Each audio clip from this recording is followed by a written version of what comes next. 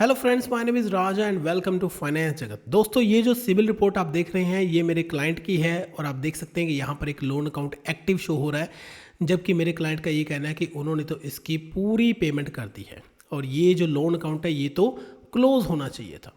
दोस्तों, अगर आपकी भी यही समस्या है कि आपने पेमेंट कर दी लेकिन फिर भी लोन अकाउंट एक्टिव शो हो रहा है, तो ये वीडियो आपको शुरू से लेकर एंड तक जरूर देखना चाहिए, क्योंकि इस वीडियो के अंदर मैं आपको एक पूरे का पूरा प्रोसेस बताने वाला हूं, जिसमें कि मैं आपको ये बताऊंगा कि after payment how you can close your active lone account. ठीक है जी। लेकिन आगे बढ़ने से पहले मैं आपको ये बताना चाहता हूँ कि मैं बहुत से लोगों की सिबिल स्कोर को इंक्रीज़ करने में, सिबिल रिपोर्ट सही करने में, लोन लेने में, क्रेडिट कार्ड लेने में हेल्प करता हूँ। अपनी प्रॉब्लम को मेरे साथ डिस्कस करने के लिए नीचे दिए हुए फ़ोन नंबर को अपने मोबाइल में सेव करिए और मुझे व्हाट्सअप करिए। इसके अलावा आप मेरी वेबसाइट पर जाकर वीआईपी मेंबर बनकर मेरे साथ सीधा फ़ोन पर भी बात कर सकती हैं। वेबसाइट का लिंक वीडियो पर भी आ रहा है और डिस्क्रिप्शन बॉक्स में भी दिया हुआ है। तो दोस्तों, सबसे पहले तो हम ये देखते हैं कि ये समस्या आती ही क्यों है। तो चलिए हम व्हाइट बोर्ड पे चलते हैं, वहाँ पे मैं आपको थोड़ा सा प्रोसेस बता देता हूँ इसका। तो सबसे पहले तो दोस्तों, जब भी आप पेमेंट करते हैं ना, तो पेमेंट के बाद लेंडर क्या करता है, लेंडर इस चीज़ की रिपोर्ट करता है सिबिल को कि इस क्लाइंट की पेमेंट आ गई है, इस बोरोवर की पेमेंट आ गई है। तो फिर सिबिल क्या करता है, उसको अपडेट कर देता है। अब कई बार क्या है कि या तो लेंडर की तरफ से डिले होता है कि लेंडर जो है वो पेमेंट के टाइम पर बताता नहीं है सिबिल को कि इस क्लाइंट की पेमेंट आ गई है, ये लैंडर बता भी देता है तो सिबिल जो है ना वो उसको अपडेट नहीं करता है। ये भी प्रॉब्लम हो सकती है। या मान लीजिए कि लैंडर ने एक डेट फिक्स करी हुई है कि मैं इस डेट को ही सारे बोरोवर्स का डाटा सेंड करूंगा, जैसे कि 15th ऑफ एवरी मंथ या 30th ऑफ एवरी मंथ या मंथ एंड पर या मंथ की बिगिनिंग पर आपने पेमेंट करी है इन बिटवीन। तो अभी तक वो डेट आई नहीं है कि लैंडर जब सिबिल को अपडेट करे, जिस वजह से कि अभी डाटा आपका अपडेट नहीं हुआ है। लेकिन कई केसेस में क्या है, मैंने देखा है क्लाइंट्स मुझे बताते हैं कि हमने तो पेमेंट किया, बहुत टाइम हो गया लेकिन अभी तक भी अपडेट नहीं हुआ। तो फिर उस केस में हमें क्या करना चाहिए।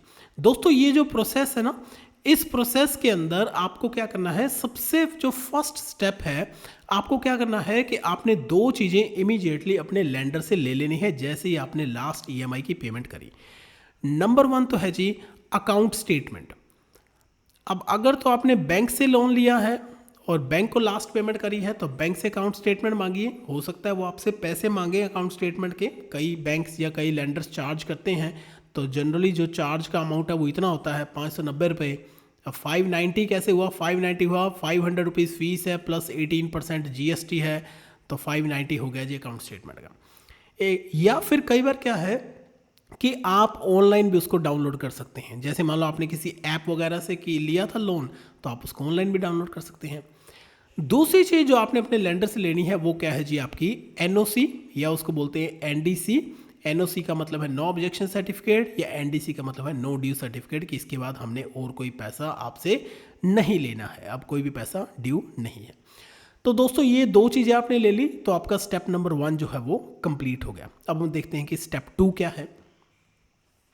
स्टेप 2 में आपने क्या करना है, मैं अभी आपको सिबिल की वेबसाइट पर भी लेके जाऊंगा। और दोस्तों प्लीज़, अगर आप चैनल पर नए हैं तो चैनल को जरूर सब्सक्राइब करिए। मैं CIBIL report, CIBIL score, loan, credit card वगैरह पर वीडियोस बनाता रहता हूं, तो आपको आगे से भी ऐसे वीडियोस देखने को मिलते रहेंगे। अब स्टेप 2 क्या है दोस्तों, आपने जाना है sibil.com पर। sibil.com पर जाकर वहां पर आपने, अगर तो आपका अकाउंट नहीं बना तो आपने सब्सक्राइब करना है, और अगर आपका अकाउंट बना हुआ है ऑलरेडी तो आपने वहाँ पे जाके लॉगिन करना है, राइट। तो दोस्तों, जब आप लॉगिन करोगे या आप सब्सक्राइब करने के बाद लॉगिन करोगे तो उसके बाद आप कहाँ जाओगे, आप जाओगे जी क्रेडिट रिपोर्ट वाले सेक्शन में। और क्रेडिट रिपोर्ट वाले सेक्शन में आपको वहाँ पर ऑप्शन मिलेगी रिपोर्ट या रेज अ डिस्प्यूट। जब आप रेज अ डिस्प्यूट पे क्लिक करोगे तो वहाँ पर आपको जी एक ऑनलाइन डिस्प्यूट फॉर्म मिलेगा। दोस्तों, अब ना सिबिल ने अपनी वेबसाइट पर चेंजेस कर दिए हैं। पहले क्या था, ऑनलाइन डिस्प्यूट फॉर्म एक एक आइटम के साथ दिया हुआ था। आप एक एक आइटम को क्या कर सकते थे, क्लिक करते थे, डिस्प्यूट रेज हो जाता। लेकिन अब वो खत्म हो गया है सिस्टम, क्योंकि उनको शायद ये लगा कि ये तो बहुत ज़्यादा कन्वीनियंट है और लोग उसका मिसयूज़ कर रहे हैं। तो उन्होंने क्या किया, अब ऑनलाइन डिस्प्यूट फॉर्म जो है वो जनरेट कर दिया।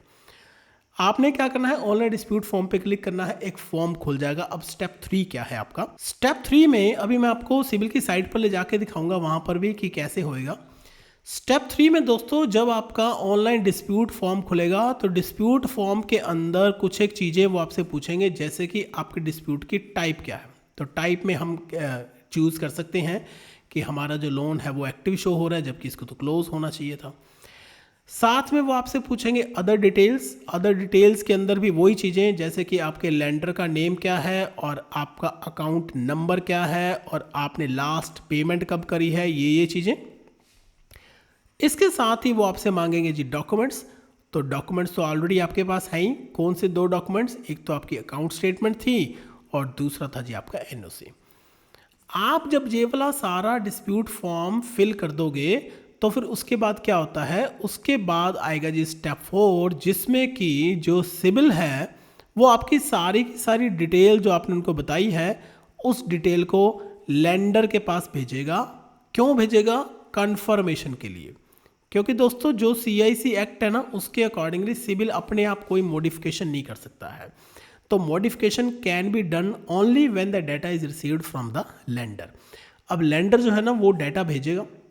अब सिबिल ने क्या किया है, सिबिल ने लेंडर से पूछा है कि भैया ये क्लाइंट का ये कहना है, कस्टमर का ये कहना है कि उसने तो सारे पैसे दे दिए, तो क्या ये चीज़ सही है? अब लेंडर क्या करेगा, जब सिबिल डिटेल मांगेगा तो लेंडर को वो डिटेल भेजनी पड़ेगी। अब लेंडर क्या करेगा, रिस्पॉन्ड। अब रिस्पॉन्ड जब लेंडर करता है ना तो वो सिबिल को बताएगा। अब यहाँ पर ना 2 चीज़ें हो सकती हैं कि लेंडर ने बोला कि हाँ जी जो कस्टमर ने बताया है वो सही है, तो हम बोलेंगे कि आपका जो डिस्प्यूट था ना वो एक्सेप्ट हो गया है। डिस्प्यूट जब एक्सेप्ट हो जाएगा तो इसका मतलब कि वो आपके फेवर में है। तो फिर सिबिल क्या करेगा, आपका जो लोन अकाउंट है उसको क्लोज कर देगा। दूसरा क्या हो सकता है कि हमारा डिस्प्यूट रिजेक्ट हो गया। अब रिजेक्ट कब होएगा? जैसे मान लीजिए कि आपका कोई बैलेंस अभी पेंडिंग पड़ा है, कभी एक EMI पड़ी है या कोई इंटरेस्ट, कोई पेनल्टी या कुछ पड़ा हुआ है, तो लेंडर कहेगा कि नहीं जी पैसे तो आए नहीं, तो फिर उस केस में आपका डिस्प्यूट रिजेक्ट हो जाएगा। तो फिर वहाँ पर वो एक्टिव ही शो करेगा। तो दोस्तों ये जितना भी प्रोसेस है ना सारे का सारा, इसके अंदर आप मानकर चलिए कि 15 डेज से लेकर 30 डेज तक लग सकते हैं। तो ये ग्रेजुअल सा प्रोसेस है, फास्ट नहीं है ये, लेकिन इसके अंदर आपका काम हो जाएगा। अब मैं आपको बता रहा हूँ कि सिबिल का क्या कहना है इसके बारे में। अब देखिए हम आ गए हैं जी सिबिल की वेबसाइट पर।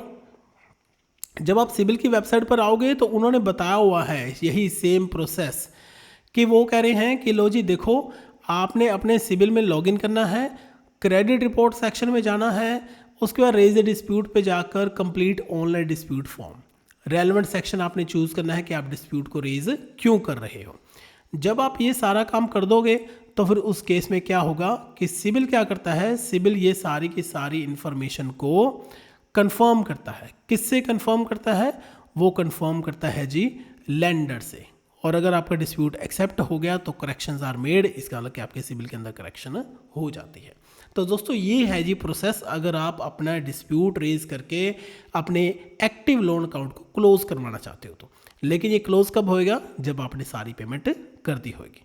तो दोस्तों अगर ये वीडियो आपको अच्छा लगा तो प्लीज़ इस वीडियो को लाइक करके चैनल को जरूर सब्सक्राइब करिए, ताकि आने वाले टाइम में भी आपको इस तरह के वीडियोस देखने को मिलते रहें। Thank you.